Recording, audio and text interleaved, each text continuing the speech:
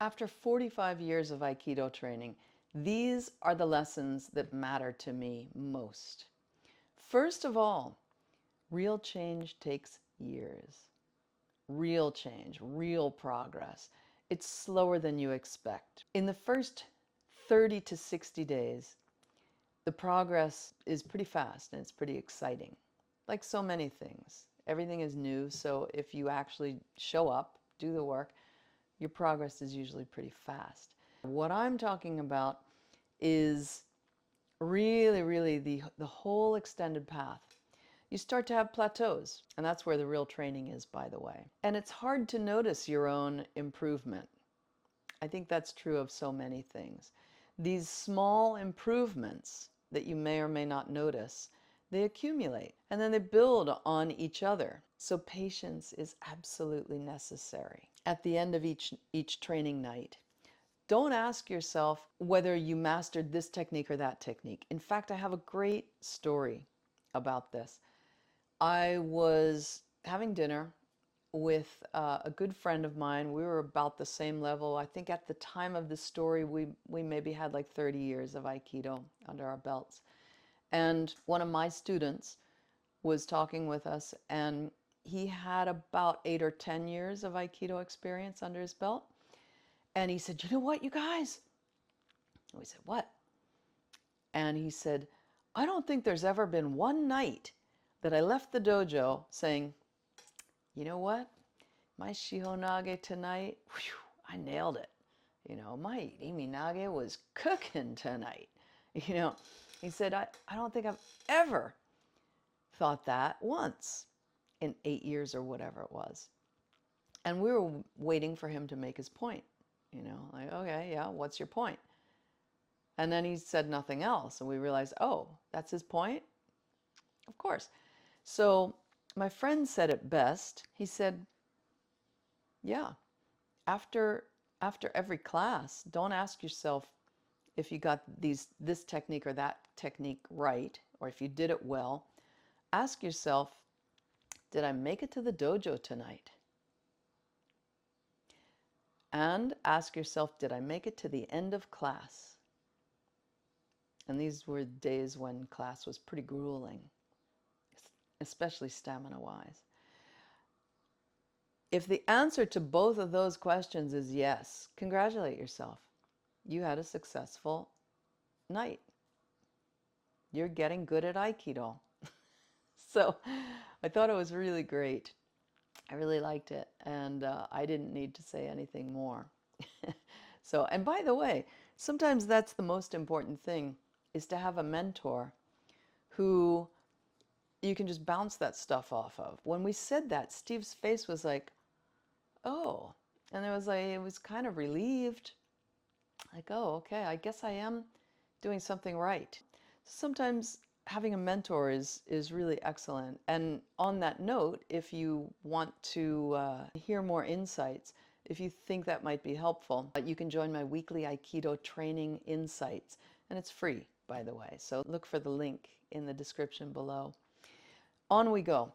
The basics never disappear. The basics are always important. So posture always matters. For example, when I teach a seminar at a dojo that's in a completely different style, different affiliation, I usually try to zero in on posture at the beginning, because I figure, you know, maybe I'm teaching to have my inside foot forward on this throw, and their teacher says that it should be the outside foot forward or whatever. And I don't want to get people into saying, yeah, but my teacher says this or anything like that. But I think there's no teacher who will argue with me that good posture is better than bad posture. That's why they're called good and bad. So again, when I say that basics never disappear, posture always matters. Distance, or Maai, always matters. Balance always matters. Timing always matters. These things are universal. And there are some things that I do when I teach my seminars to help people improve in these areas. If you're interested in my seminars, by the way, you can also find that in the description below. So, of course, we know that these things are important, but how do we get better at them? Sorry, go to the dojo and train. That's all it is. Go to the dojo, train, and keep these things in mind. And it's a lot, actually. You might be surprised at how hard it is to maintain all four. So just choose one to start with. Okay, tonight I'm really going to work on my posture, or this month I'm really going to work on my posture. And work on your posture during the beginning of the technique, the middle of the technique, and the end of the technique, and really check yourself. And then maybe next month you're really going to work on your distance. You're going to notice, oh, how did that technique go?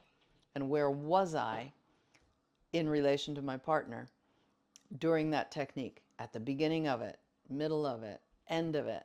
And how did it go? How did it feel? Balance. I had a student one time who had vertigo, and her first class she said, I don't know if I can do this, I've got vertigo. Well, I think she got to Nidan or Sandan. She might even be Yodan. I moved away, so she joined a different dojo, but she kept going, which was wonderful. And anyway, she credits Aikido with helping get rid of vertigo. So isn't that incredible? So what she did was she came to me after a few weeks and she said, I read that the best way to get rid of vertigo is to put yourself in situations where you will feel the effects of vertigo, but to not stop moving. So she said, I'm a little scared, but I want to try that tonight. So that's what she did, and that was the beginning of getting rid of that. So how to work with balance? Keep moving.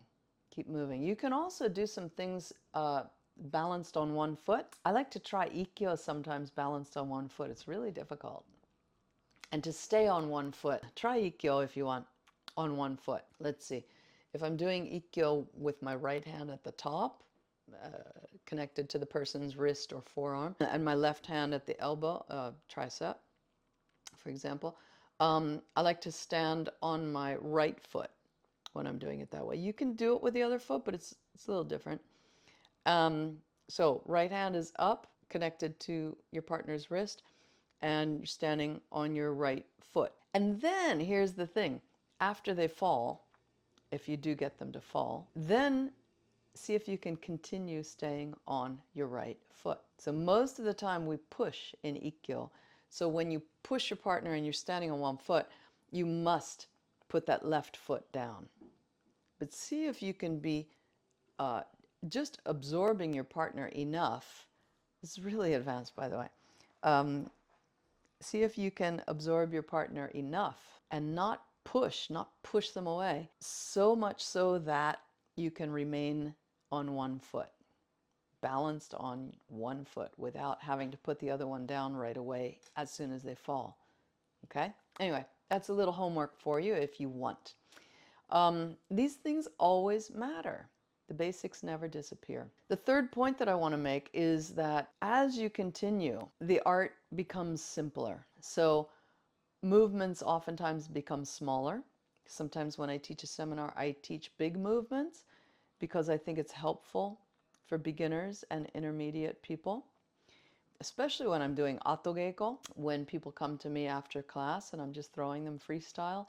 A lot of times my movement is much smaller than what I just finished teaching for the past hour or two. And also, over time, the timing becomes more clear, so you can adjust to this partner who moves quickly, that partner who moves slowly, and the tension starts to decrease. You start to lose the tension, and so your partner doesn't fight you as much. So if you're patient and you continue training and you continue to focus on your structure, your alignment, and staying loose, not using unnecessary tension, then these are some of the benefits that will come to you, and you will get better. So the longer you practice Aikido, the more you realize that simplicity is the real sophistication. Perhaps we could say that about any art. If you'd like to train more with me or hear more of my insights and thoughts, you can come with me on the tour. I'll be spending time off the mat with people as well. Again, for those of you who haven't heard, I'm taking a group with me to Germany in September. It'll be September 14th through the 27th. I'll be teaching in 4 different dojos in 4 different cities: Heidelberg, Bonn, Düsseldorf, and Zende. So some really beautiful sightseeing. I'll also be teaching in July in Los Angeles. It's AKI USA's 30th anniversary.